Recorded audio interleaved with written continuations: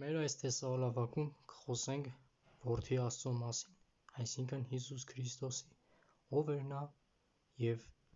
ինչի համար էր եկել աշխարհ և ընդհանրապես որն է Որդի Աստծո գործունեությունը։ Ըստ քրիստոնեական ավանդական վարդապետությամբ և ճշմարիտ ձևով Որդի Աստվածը Աստված է և նա մարմնացել է, որպեսզի քավի մարդկության մեղքերը խաչի վրա, այսինքն որպես օրենսդիր, օրենքի տեր, նա խաչվել է, որպեսզի մեզ ազատի մեղքի անեծքից, սակայն այսօր կան աղանդներ, որոնք ասում են, իբր Որդի Աստվածը Աստված չէ, այլ ուղղակի Աստծո Որդի, սակայն սա սխալ և հերձվածողություն է։ Հիմա գանք ըստ Աստվածաշնչի։ Սկսենք Հովհաննեսի ավետարանից։ Ասվում է Հովհաննես 1:1 համար. Սկզբում էր բանը, և բանն Աստծո մոտ էր, և բանն Աստված էր։ Նա սկզբում Աստծո մոտ էր, և ամեն ինչ նրանով եղավ, այսինքն նա նույնպես արարիչ էր։ Եվ այստեղ պարզ ասում է, որ բանը Աստված է, իսկ ի՞նչ է բանը։ Բանը խոսքն է, այսինքն Աստծո խոսքը Աստված է։ Հովհաննեսի 20:28 համար. Եվ Թովմասը պատասխանեց և ասեց նրան. Ով իմ Տերը և ով իմ Աստվածը։ Գործք Առաքելոց 20:28 համար. Արդ, զգույշ կացեք ձեր անձերին և բոլոր հոտին, որի մեջ Սուրբ Հոգին ձեզ վերակացուներ դրավ, որ արածեցնեք Աստծո եկեղեցին, որ իր արյունովը ստացավ։ Ով իր արյունովը եկեղեցին ստացավ, եթե ոչ Հիսուս Քրիստոսը խաչի վրա։ Ա Տիմոթեոս 3:16 Եվ հայտնապես մեծ է աստվածապաշտության խորհուրդը, Աստված հայտնվեց մարմնում։ Իսկ հիմա համարներ բերենք 5 կտակարանից։ Միքիա 5:2 համար. Սակայն քեզանից պիտի դուրս գա ինձ համար նա, որ իշխան լինի Իսրայելին, և նրա ելքը վաղուց հավիտենական օրերից է։ Իսկ հավիտյան օրերից ում ելքն է, եթե ոչ Աստծո, քանի որ Աստված չունի ոչ սկիզբ և ոչ վերջ։ Սաղմոս 45:7 համարը. Սրա համար, ով Աստված, օծեց քո Աստվածը, ուրախության յուղովը ավելի քան քո ընկերներին։ Եսայիա 9:6 համար. Եվ նրա անունը կկոչվի սքանչելի, խորհրդական, հզոր Աստված, հավիտենականության Հայր, խաղաղության Իշխան։ Այստեղ խոսվում է այն մանկան մասին, որը պետք է գար լույս աշխարհ որպես Աստված։ Հովհաննեսի ավետարան 10:33 համար. Բարի գործերի համար չեն քեզ քարկոծում, այլ հայհոյության համար, և որ դու մարդ լինելով քո անձն Աստված ես անում, այսինքն նրանք Քրիստոսին նրա համար էին քարկոծում, որովհետև Հիսուսն ասում էր Աստծո Որդի է։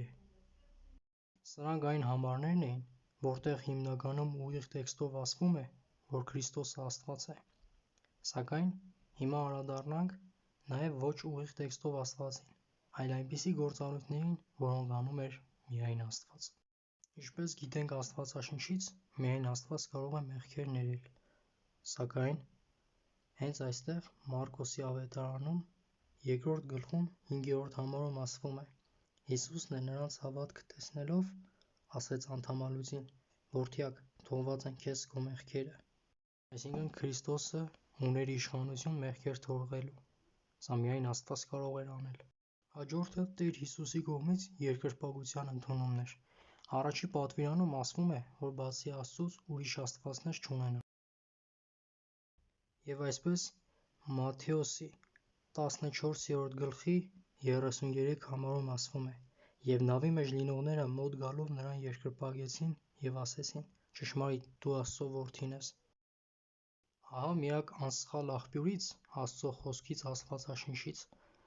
մենք տեղեկություններ ենք ստանում, որ իսկապես Հիսուսը նույնպես Աստված էր, աստվածության անձերից մեկը երեքից։ Եթե մեղք էր նրան երկրպագելը, կամ եթե նա իրավունք չուներ մեղքեր ներելու, ապա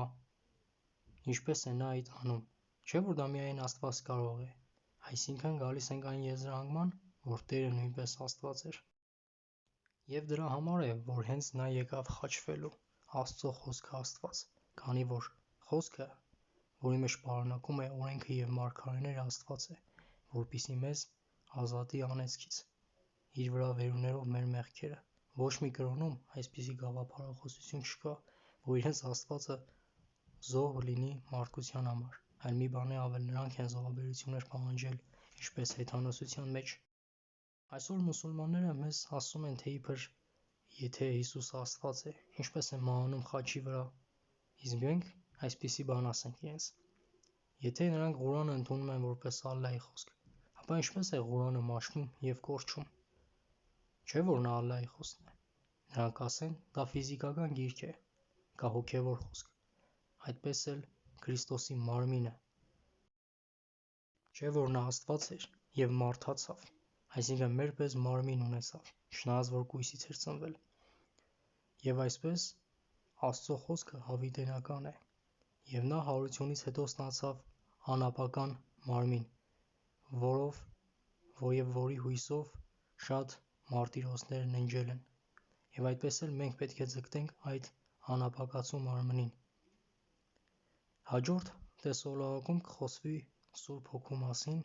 որը նույնպես Աստված է և աստվածության անձերից մեկը։